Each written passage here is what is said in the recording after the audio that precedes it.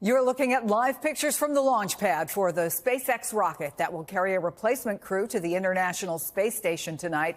And that will allow Butch Wilmore and Suni Williams to finally come home. Their 10-day mission turned into a 9-month-long odyssey after their Boeing Starliner ship ran into issues. NBC's Marissa Parra is live at Kennedy Space Center. Also with us, Colonel Chris Hadfield. He's a former International Space Station commander and author of the upcoming book, Final Orbit.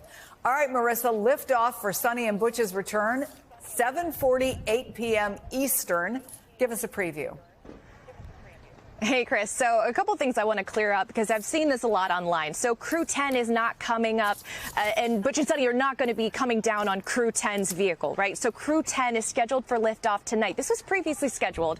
And if everything goes as it is supposed to happen, according to the schedule right now, Crew 10 scheduled for liftoff 7:48 p.m. Then it will dock at the International Space Station tomorrow morning. There will be a whole ceremony, a sonic boom in between, by the way, just a couple minutes after liftoff. We typically feel and see the ground shake around us, the car alarms going off because of the booster landing.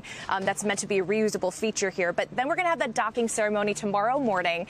This is pretty typical. And then after that, about 4 to 7 days later, so at earliest on Sunday, Crew 9 would then be relieved to make their way back down to Earth. All of that, of course, depends on the weather here on Earth.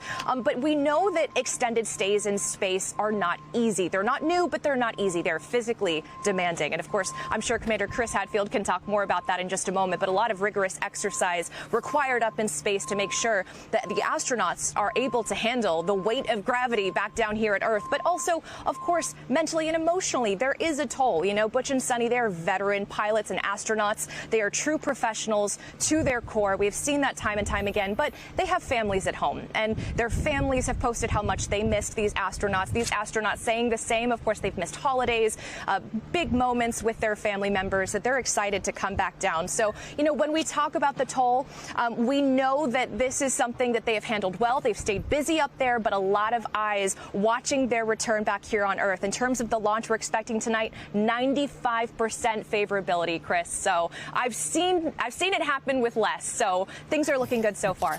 That is good for sure. Marissa, thank you. Okay, Commander, look, everything Marissa just said, true, right? The pressure's on, kind of.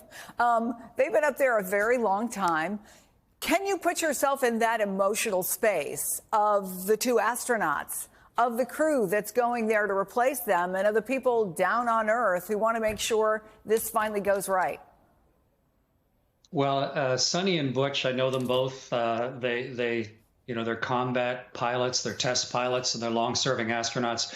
They think they're the two luckiest people in the universe. They thought it was only going to be an 8-day mission, which if you think about the tremendous risk that they took to launch on a brand new rocket in an untested spaceship, to only stay for 8 days would have been a bit of a travesty. So to be able to stay a full duration is what they were dreaming of. I don't know if you watched them this week, but they're happy as can be.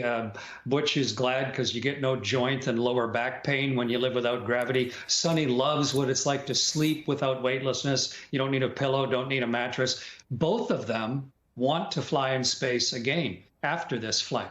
That's a pretty good measure of just how much they love it. For them, it's been a tremendous boon.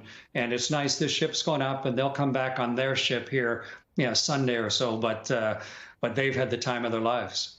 Yeah, I have to acknowledge I'm a little bit of a space nerd. Every time I've seen them, they have been remarkably positive. But what's facing them when they come back? Well, the physical readaptation. It's like a lot of rehab. It's as if you've been really sick for a while and now you're trying to get back to your normal life. Your balance system is all messed up. They'll have lost some of the bone density, especially in their hips and their upper legs, even though they exercise 2 hours a day. And Suni's a workout fanatic. She runs marathons.